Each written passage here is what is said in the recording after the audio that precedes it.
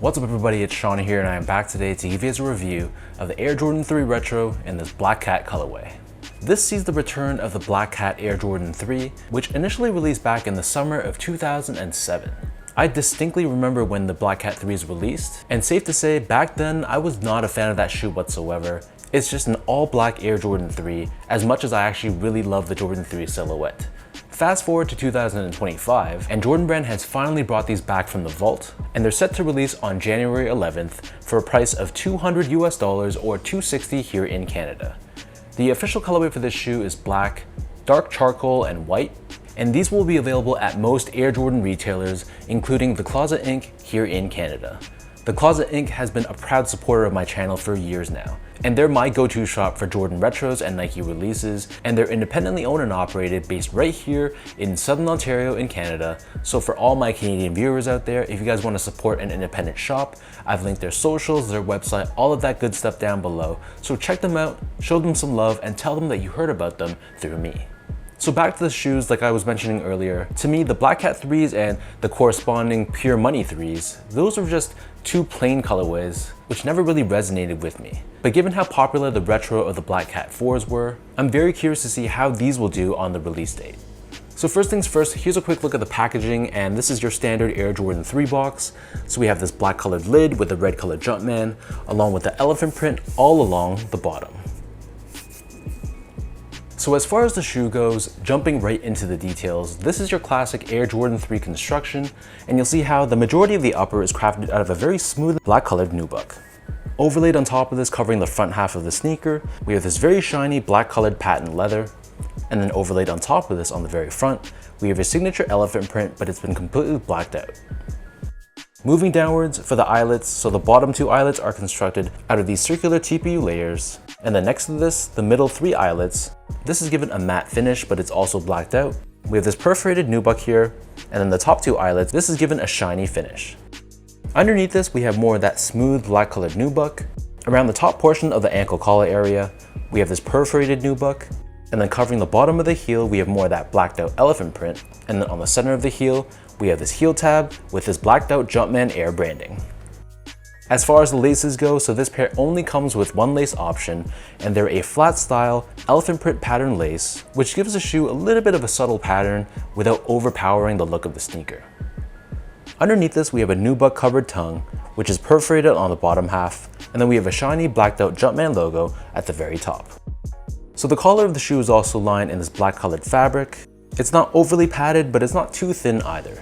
And then for the insoles, these come with a polyurethane lined foam insole, just like what you typically see on a Jordan Retro, and we have a white colored Jumpman pressed onto the heel.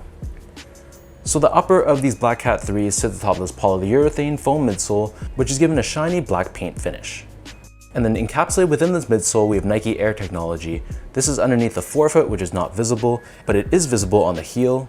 And then turning the shoe over to the bottom, here we have your classic Air Jordan 3 outsole, and in this case, it's entirely blacked out, except for this Jordan branding running down the center of the heel, which really stands out against the black backdrop.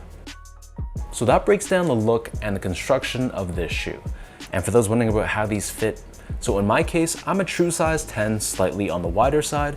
I got these in my typical Air Jordan 3 size, which is true to size, and they fit me perfectly.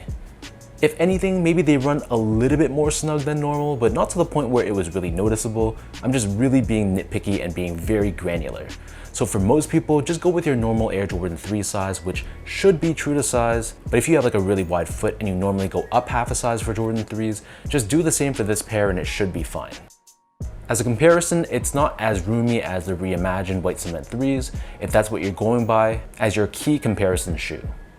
Moving on to the comfort, so these feel like any other Air Jordan 3, so for a retro 1980s basketball sneaker, I actually find Jordan 3s to be pretty comfortable. Something about them just are compatible with my feet. So even though the tech is very outdated, to me at least, it feels very comfortable for everyday casual use. It's not super soft, but at the same time, I feel a little bit of softness straight out of the box. And I don't know, there's just something about the model that forms really well to the shape of my foot, and I've always loved how they feel. But on the other hand, if you're someone that finds Jordan 3s to be historically very uncomfortable, then you'll probably feel that these feel exactly the same. Last but not least, in terms of the quality and the craftsmanship on this shoe, so first off, the material quality on the shoe was really not that impressive. The Nubuck that they use has a pretty synthetic feel to it. Even though when you look at the sides where it's cut, it kind of looks like there's some natural leather grains, but just from the touch, it just has a very unnatural feel. The rest of the shoe was nothing special, though I do appreciate the variety of the materials used. So if you're expecting a super high quality version of an Air Jordan 3, unfortunately this is not going to be it. The build of the shoe I thought was average. There were some minor glue stains around the sneaker, but aside from that though, the stitch job was decent. The panels, most importantly, were consistent between my left and right feet. So just in line with a typical Air Jordan or Nike product, there were some minor flaws, but it wasn't a deal breaker.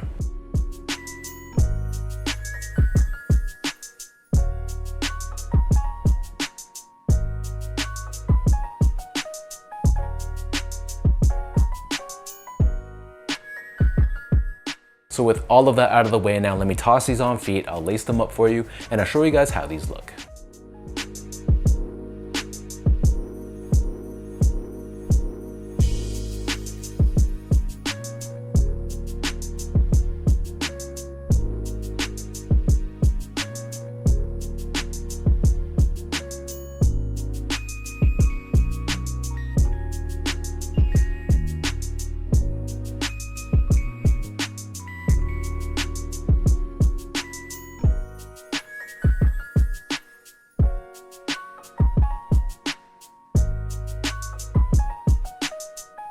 Just like the 2007 version, I came away with this 2025 retro feeling pretty unimpressed.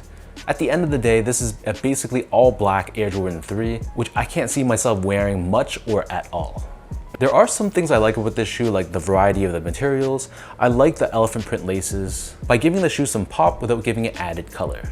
But ultimately, this is not a shoe I'm gonna add to my collection, as it goes back to my first point of I just can't see myself wearing a Jordan 3 that's entirely blacked out. So leave your thoughts down below, let me know, what do you guys think about this pair? Depending on when I upload this video, are you planning to, or did you cop this pair on the 11th? Is it kind of like a game time decision for you, or is it gonna be an easy pass? And as usual, if you guys enjoy this review, be sure to like, comment, and subscribe to my channel if you haven't yet. You can follow me on Instagram at esco8, check me out on my X account at sean.go_spoutout, and visit my website at seango.ca. So thank you everyone for watching.